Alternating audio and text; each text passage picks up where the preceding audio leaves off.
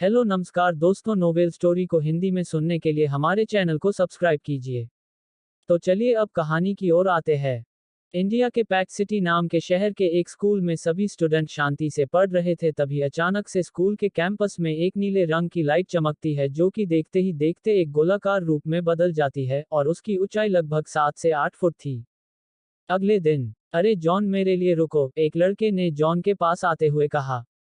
John ने आवाज सुनकर पीछे देखा और फिर उस लड़के से कहा, टोनी, तुम यहाँ क्या कर रहे हो? टोनी ने जॉन के पास आते हुए कहा, मैं स्कूल के अंदर जा रहा हूँ। क्या तुम भी पोर्टल के अंदर जा रहे हो? जॉन ने टोनी से पूछा। हाँ, मैं पोर्टल के अंदर ही जा रहा हूँ, टोनी ने जॉन से कहा। अरे तुमने तो ये काम 2 साल पहले छोड़ दिया था, जॉन ने टोनी से कहा। यार, मेरे पिताजी का एक्सीडेंट हो गया है, जिस वजह से मुझे बहुत ज्यादा पैसों की जरूरत है और पोर्टल के अंदर जाकर हम हंटर लोग जल्दी से जल्दी और ज्यादा से ज्यादा पैसा कमा सकते हैं, टोनी ने जॉन से कहा। अब वे दोनों दोस्त इसी तरह की बातें करते हुए स्कूल की तरफ जाने लगते हैं। जब वे दोनों दोस्त स्कूल में पहुंच जाते हैं तो वह देखते हैं कि एक हंटर ग्रुप पोर्टल के आसपास खड़े होकर आपस में बातें कर रहे थे। तभी जॉन की नजर एक लड़के पर पड़ती है, जिसे देखकर जॉन उससे कहता है, अरे देव, क्या तुम्हारी चोट ठीक हो गई है? जी हाँ, मेरी चोट ठीक हो गई है, देव ने जॉन से कहा। तभी जॉन देव के हाथ की तरफ देखता है, जिस पर अभी भी पट्टी बंधी हुई थी, जिसे देखकर जॉन देव से कहता है, इस बार भी पिछले बार की तरह ज्यादा पैसे कमाने के चक्कर में मॉन्स्टर से सीधे मत भिड़ जाना, वरना पिछले बार की तरह फिर से उन मॉन्स्टर से घायल हो जाओगे। और हाँ, तुम हम सब में से सबसे कमजोर हंटर हो, इसलिए हम सभी के सामान को लेकर हमारे पीछे ही रहना, क्या पता इस बार भी हम ही लोगों को तुम्हें पोर्टल से बाहर लेकर आना पड़े। जॉन की ऐसी बातें सुनकर देव अपना सिर शर्म से झुकाते हुए वहां से चला जाता है। तभी टोनी जॉन से पूछता है, यार, इतना कमजोर लड़का यहाँ पर क्या कर रहा है?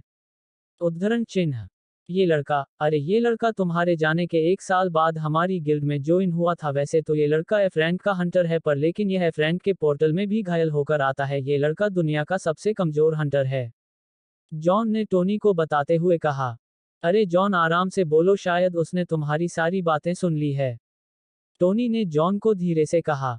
अरे तुम उसकी चिंता मत करो, बस वह एक कमजोर सा हंटर है, जॉन ने टोनी से कहा। असल में दोस्तों, आज से बहुत साल पहले ये दुनिया भी हमारी दुनिया की तरह बिल्कुल नॉर्मल थी, पर लेकिन इस दुनिया में अचानक से अलग अलग कंट्री के अलग अलग सिटी में पोर्टल खुलने लगे।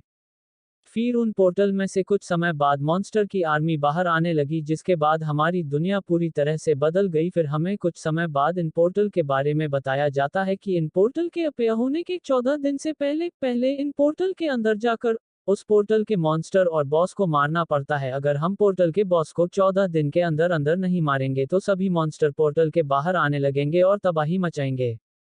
अब हम देव को देखते, जो कि पोर्टल की तरफ देखकर सोचता है, इन पोर्टल को क्लियर करने के लिए हमें पोर्टल के बॉस को मारना पड़ता है और पोर्टल के बॉस को मारने के बाद हमें 5 से 6 घंटे के अंदर ही अंदर बाहर भी आना होता है, क्योंकि जैसे ही पोर्टल के बॉस को मार दिया जाता है, पोर्टल अपने आप ही 5 से 6 घंटे के अंदर उस जगह पर से गायब हो जाता है।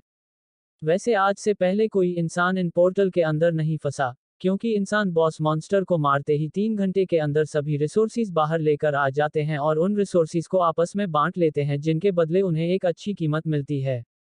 जो हंटर जितना पावरफुल होता है उसे उतनी ही ज्यादा कीमत मिलती है, क्योंकि सी रैंक वाला हंटर सी रैंक के पोर्टल में जाता है, जहां उसे महंगे महंगे रिसोर्सिस मिलते हैं। वैसे सबसे हाईएस्ट रैंक एस होती है, फिर उसके नीचे ए, B, C, D, A rank होती है और फिर एफ सबसे लोएस्ट रैंक होती है।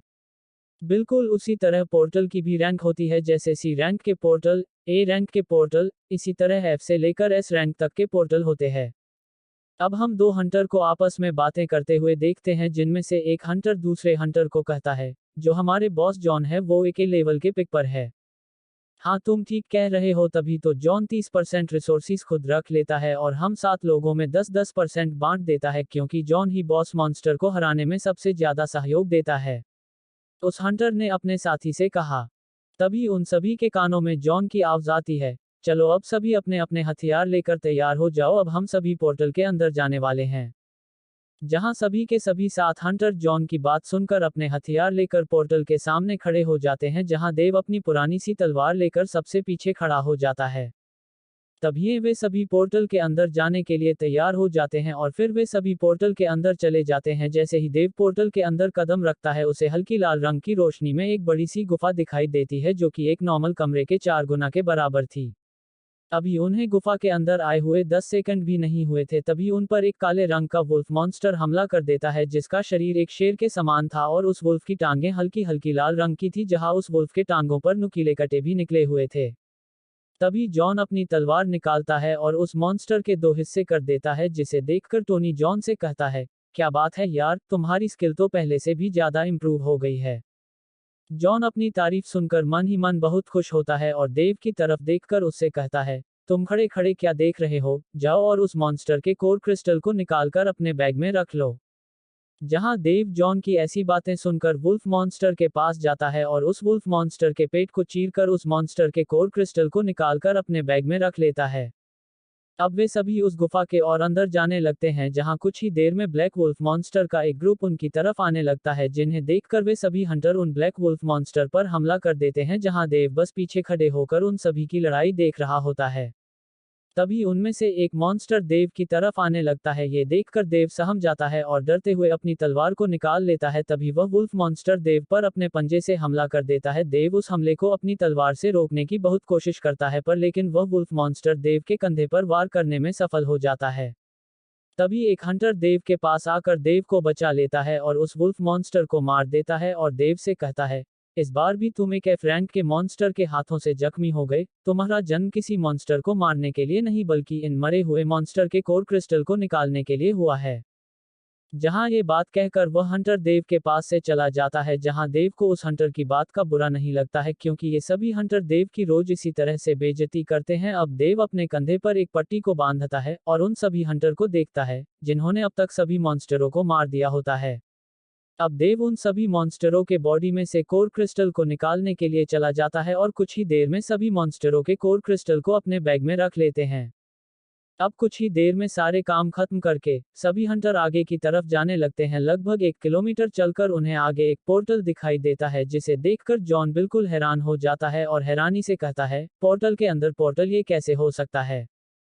क्योंकि आज से पहले किसी ने भी ऐसा कुछ नहीं देखा था। अभी सब हंटर कसमे ही थे कि वे इस पोर्टल के अंदर जाए या ना जाए। तभी जॉन हिम्मत जुटाकर उस पोर्टल के अंदर जाने का फैसला करता है और कुछ ही देर में सभी हंटर जॉन के पीछे पीछे उस पोर्टल में जाने लगते हैं। जैसे ही देव उस पोर्टल में कदम रखता है तो वह अपने चारों तरफ हरियाली ही हरियाली देखता है। देव को ऐसा लग रहा था कि वह नरक में से निकलकर स्वर्ग में आ गया हो। उस बंजर गुफा में तो देव को सांस लेने में भी तकलीफ हो रही थी पर लेकिन यहाँ पर सांस लेकर देव को एक अलग ही सुकून मिल रहा था। पोर्टल से थोड़ी दूर आने के बाद टोनी जॉन से पूछता है, हमने इस पोर्टल में आकर कुछ गलती तो नहीं की?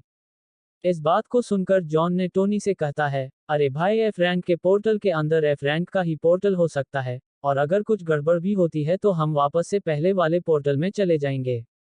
अब वे सभी जंगल के रास्ते से आगे की तरफ जाने लगते हैं। अभी उन्हें चलते हुए आधा किलोमीटर ही हुआ होगा। तभी जॉन और टोनी को कुछ एहसास होता है। जॉन अपनी तलवार को अपने हाथों में कसकर पकड़ लेता है और फिर अपनी तलवार को कसकर पकड़ने के बाद सभी को सतर्क होने के लिए कहता है। जॉन की बात सुनकर सभी हंटर अपने आसपास देखने लगते हैं।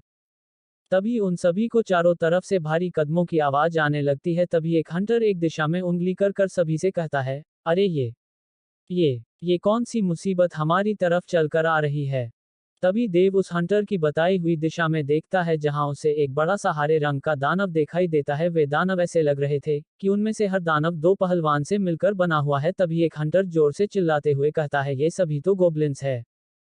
तभी टोनी हैरान होते हुए जॉन से कहता है, गोब्लिन्स तो सी या डी रैंक के पोर्टल में होते थे, तो ये गोब्लिन्स एफ रैंक के पोर्टल में क्या कर रहे हैं? टोनी की बात सुनकर जॉन टोनी से कहता है, मैं एफ रैंक के पोर्टल में इन सभी गोब्लिन्स को देखकर खुद ही कंफ्यूज हूँ। जॉन फिर अपने आप में बड़बड़ाते हुए कहता है, इन गोब्लिन्स से जीतना तो नामुमकिन है और अब हम यहाँ से भाग भी नहीं सकते हैं क्योंकि इन गोब्लिन्स ने हमें चारों तरफ से घेर लिया है। तभी टोनी देखता है कि वे सभी गोब्लिन्स बड़ी तेजी से हमारी तरफ हमला करने के लिए आ रहे हैं। अब टोनी देखता है कि उन सभी गोब्लिन्स ने हमें चारों तरफ से घेर लिया है और अब वे सभी गोब्लिन हम पर हमला करने के लिए बड़ी तेजी से हमारी तरफ आ रहे हैं। उन सभी गोब्लिन्स को देखकर टोनी सभी हंटर के ऊपर बैरियर क्रिएशन स्किल को एक्टिवेट कर देता है जिस वजह से सभी हंटर के ऊपर एक हल्के नीले रंग की शील्ड बन जाती है।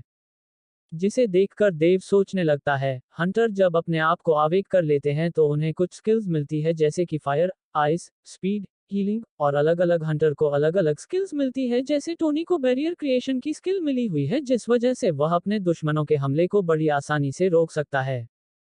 तभी उनमें से एक गोबलिंग उस शील्ड पर अपने हाथों से हमला करता है। उस गोबलिंग के हमला करते ही वह शील्ड किसी शीशे की तरह टूट जाती है। अब वह गोबलिंग टोनी के सिर को अपने एक हाथ से पकड़ लेता है और दूसरे हाथ से उसका धड़ पकड़कर उसका सिर उसके धड़ से अलग कर देता है। अब सभी हंटर इतना खतरनाक मंजर देखकर हिल भी नहीं पा रहे थे। उन सभी को ऐसा लग रहा था कि वे सभी नर्क से भी बदतर जगह में आ गए हैं। तभी जॉन अपने आप को संभालता है और अपने अंदर की सारी हिम्मत जुटाकर उस गोबलिक पर अपने शरीर की सारी ताकत लगाकर अपनी तलवार से हमला कर देता है। जैसे ही वह तलवार उस गोबलिन के शरीर पर लगती है, पत्थर और तलवार के टकराने की आवाज आती है। जॉन की तलवार के हमले से उस गोबलिन के शरीर पर सिर्फ एक सफेद माख ही आ पाया था। अब वह गोबलिक जॉन को लात मारता है, जिस वजह से जॉन दूसरे गोबलिक के पास जाकर गिरता है। अब वह दूसरा गोबलिक अपने पैर से जॉन के सर को कुचल देता है, जिस वजह से जॉन अब वहीं पर मर जाता है। अब वे सभी गोबलिक उन हंटर को मारने लगते हैं और कुछ ही देर में सभी हंटर को मार भी देते हैं। उन सभी हंटर को मारने के बाद वे सभी गोबलिक वहां से चले जाते हैं।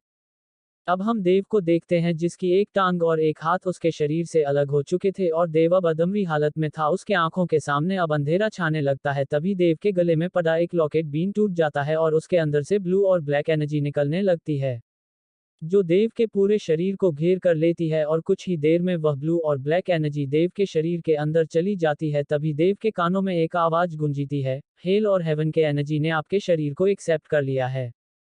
तभी देव देखता है कि उसकी आंखों के सामने कुछ लोडिंग हो रहा है, पर लेकिन अब देव वहीं पर बेहोश हो जाता है। अब देव अपनी धीरे धीरे आंखें खोलता है और एकदम से उठकर बैठ जाता है और अपनी गर्दन घुमाकर अपने आसपास देखने लगता है और फिर अपने आप से कहता है, मैं तो पोर्टल के अंदर मर गया था, फिर मैं हॉस्पिटल में कैसे आ गया।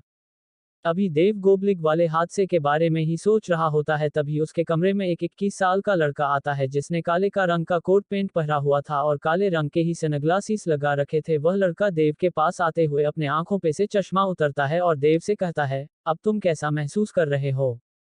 देव उस लड़के की बात सुनकर उस लड़के से कहता है, मुझे अब अच्छा महसूस हो रहा है। तभी वह लड़का देव से कहता है, क्या तुम्हें पता है तुम इस हॉस्पिटल में कितने दिन से बेहोश पड़े हो। जहां देव उस लड़के की ऐसी बातें सुनकर कंफ्यूज हो जाता है और उसे लड़के की तरफ कंफ्यूजन से देखने लगता है। अब वह कोट पेंट वाला लड़का देव को बताता है, सिटी में जितने भी पोर्टल खुलते हैं उन सभी को डिटेक्ट करने का काम हमारी ऑर्गेनाइजेशन का होता है और सभी हंटरों के गिल्ड के बॉस को हम ही पोर्टल का पता देते हैं, जिससे वे हंटर वहां जाकर उस पोर्टल को क्लियर कर देते हैं और पोर्टल क्लियर करने के बाद हमारी ऑर्गेनाइजेशन को वह हंटर इन्फॉर्म कर देते हैं। पर लेकिन तुम सभी को उस फ्रैंक के पोर्टल में गए हुए 2 दिन हो गए थे। हमारी दुनिया के 2 दिन पोर्टल के अंदर के 6 दिन के बराबर होते हैं। ये बात तो तुम्हें पता ही होगी। जैसे ही हमें इस बात का पता चला कि फ्रैंक के पोर्टल में से 8 लोग बाहर नहीं आए हैं, तो हमारी ऑर्गेनाइजेशन ने कुछ रैंक के हंटर को उस फ्रैंक के पोर्टल को इन्वेस्टिगेट करने के लिए भेजा, जहां उन्हें उस फ्रैंक के पोर्टल में एक बी रैंक का पोर्टल मिला। और फिर वे उस पोर्टल के अंदर गए और उस पोर्टल के अंदर कुछ देर चलने के बाद उन्हें तुम सब की लाशें मिली, पर लेकिन जब उन्होंने तुम्हारी बॉडी को चेक किया तो तुम्हारी सांसें चल रही थी।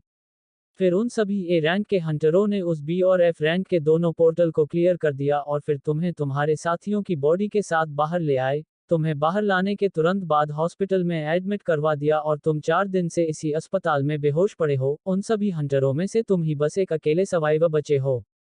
क्या तुम हमें बता सकते हो कि तुम्हारे साथ उस एफ रैंक के पोर्टल में क्या हुआ था और कैसे तुम्हें वह बी रैंक का पोर्टल मिला। अब देव उस लड़के को एफ रैंक के पोर्टल के अंदर जाने से लेकर गोब्लिन्स द्वारा मारे जाने तक की सारी बातें उस लड़के को बता देता है।